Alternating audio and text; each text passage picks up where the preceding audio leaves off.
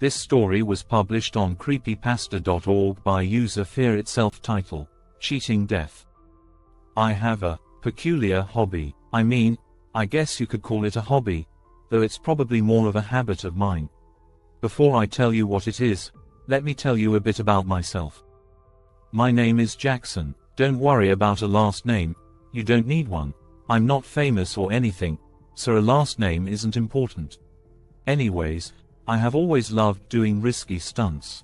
You know, those stunts that can be dangerous, potentially life-threatening. Yeah, those stunts. Ever since I can remember, I've always loved to put my life at risk just to get a cheap thrill out of it. It's probably a pride thing, but either way, I just never could get enough of them. I was that kid who would throw caution to the wind and partake in the most idiotic and pointless stunts just to fuel my ego. Now, of course, I had my fair share of injuries as a child. Broken arms, broken legs, cracked ribs, chipped teeth. Pretty much anything that could be broken without being directly life-threatening, I broke it. I was the envy of all the kids at school. Everybody wanted to be cool and do the stunts that I did, but the adults just looked at me as being totally reckless. One teacher even went as far as to call me a complete and total idiot. I didn't care what they thought, as long as I was happy. What they thought of me wasn't a priority of mine. Who cares what they thought anyways, right? I digress. The point of me writing this is actually about something that happened to me on that hot summer day in July of 1999. I had been riding my bike in the street, pulling off unimpressive wheelies and bunny hops, when my foot got caught in the chain of my bike. I stumbled over, taking my bike with me in the process, only to lock eyes with an oncoming truck. I screamed, dreading what was about to happen, only to open my eyes to nothing. No truck, no car, no anything. I was confused, as I was positive that I had just seen the front of a very large black truck. Not only that, but the street was suddenly lifeless. Not a single sign of human life could be seen in any direction of me. This was even more dumbfounding than the truck vanishing, as this street was one of the busiest in town, especially at this time of day. I got my foot free from my bike chain, and stood up. A stinging pain jolted through my body as I applied pressure to my previously trapped ankle. It wasn't broken, luckily, but it still hurt to walk on for days after the incident. I looked around me, searching everywhere my eyes could reach for something, anything in the surrounding area. It still amazes me to this day, how everything just seemed to vanish completely. At first, I thought to myself, am I dead? My mind filled with fear at the thought that I had actually just been hit by a car, and that I was alone simply because I had died. That thought was short-lived, however, and I could hear the sound of heavy footsteps coming from behind me. I turned and came face to face with what looked to be a man, about mid-30s, approaching me. He was dressed in a fine black suit, and in his right hand he held a cane. The cane was all black as well, except for the raven atop it, which was a dark purple. My first thought was that he had gone to church and had just gotten out, but I suddenly felt very stupid for thinking this, as it was Thursday, in the middle of the day. I questioned silently to myself as to why he was wearing an all-black suit in the middle of a hot summer day. It had to be at least 110 degrees outside, and yet, this man was dressed in all-black attire. The man looked young, no more than 33 at the most. His hair was neatly fixed to the side. That was when I noticed his smile. A row of perfectly white teeth flashed a devilish grin in my direction. His teeth seemed to shine from the light of the burning sun. His eyes, however, held no light in them. They were, in a way, dead, devoid of all human life, or any life for that matter. They were frightening, despite the fact that they held nothing within them. They were simply black orbs. Lifeless, soulless, black orbs. You really shouldn't be playing so dangerously like that, young man. You could get quite hurt doing stunts like that. Why shouldn't I do stunts? It's fun. Now do understand I was only 10 at the time of this event, so the child in me prevailed in choosing the words that I would say to this man. Why shouldn't you? Well, my dear boy, there's a very, very good reason as to why you shouldn't be so reckless, he said as his smile widened and his hand made a waving motion. "You see, my dear boy, every time that you do a stunt that's dangerous, you're playing a game of life and death. In addition to that, every time that you survive an encounter like what happened with the truck, you're not only playing with death itself, but you are mocking him. I want to show you something."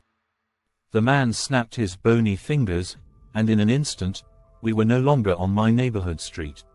We were in some sort of Victorian-age hotel room. In it, sat a man, or rather, several men, all gathered round a large oak table. In one of the men's hand, was a Colt pistol. The men were drunk, so it was hard to understand what they were babbling about through their slurred speech, but I did pick up something about a game they called Cheating Death. In all reality, it was Russian roulette, but this game had a bit of a twist to it. Instead of just having one turn with the pistol, each man had two. Meaning that you were not only mocking death, but in a way, you were cheating him. Thus the name, Cheating Death. One of the men, who was particularly drunk, shouted out to the heavens, "I don't fear you. I'll never fear you, may all praise me, he who cheated death."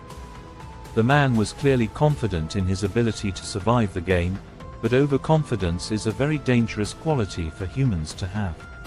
The man died on the first shot. Suddenly, we were back in my neighborhood, but it was nighttime. The street was dark, lighted only by whatever lights the people on the block had on their porches.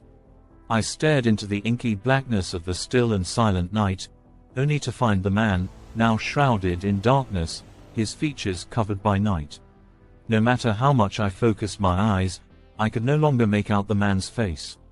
With each step I took towards him, he got further and further away. Just before he vanished from my sight, I heard his voice echo on the very wind itself, "Don't cheat death, or death will cheat you." His voice was now low and menacing. He spoke as if he was foreshadowing some traumatic event or some fulfillment of some ancient prophecy. Of course, in the mind of a 10-year-old, none of this seemed too odd. I was beginning to think that it had really all just happened, when I woke up drenched in a cold sweat from the intense experience. The next day, I was riding my bike on my street, when I got my foot caught in the spokes of my back wheel, after unsuccessfully attempting a wheelie. I stumbled into the street, and came face to face with a truck heading straight for me. The truck stopped mere inches from my face.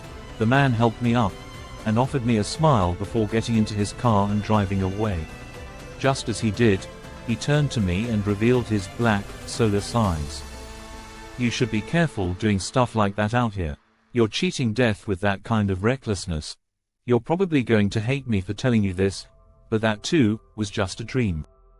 About 5 years after the dreams, I was once again at my usual antics with my dangerous stunts. I still don't know what compelled me to have the idea I thought of next, but somehow, the idea that I could make a game out of the stunts I was pulling popped into my head. At that point, I had completely forgotten about my dreams from before. I called the game, Cheating Death. The objective of the game was to pull off a dangerous stunt and while doing so, mocking death, as you went about doing your stunt. Nobody joined me, but several came to watch. All of them cheering and yelling things like, "Nothing can stop him, not even death." One day, April 13th, 2004 to be precise, I happened to glance out to my adoring audience of fans, only to find that something was off about one of the people.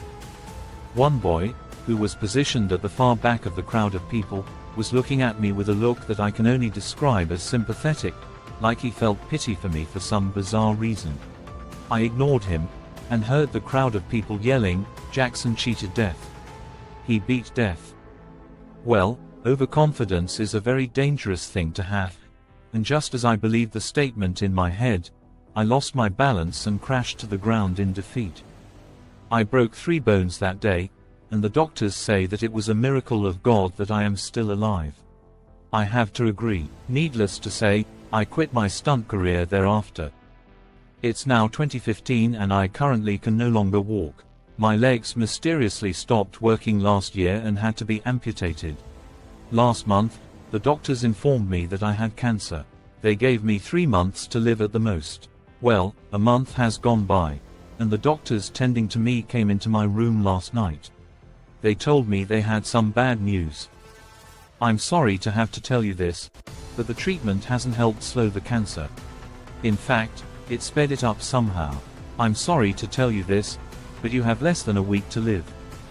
As they walked out of my room, I saw one of the doctors turn to me and look me dead in the eyes. His eyes, they were soulless, black orbs. At about midnight, I was awakened by the sound of heavy footsteps outside of my room. I heard the door open and close. I didn't need to wonder what would happen next. I never did see his face, but even as the tall, mangled shadow crept towards my hospital bed, I understood who it was. He whispered 3 little words in my ear before I flatlined. Nobody cheats death. Cheating death is not impossible, but it does come at a heavy price. It is a risky game, and it can only yield failure or worse. I recommend you don't go trying to cheat death, but there are some among you who will still attempt this. I assure you it's futile, because nobody cheats death. Nobody cheats me.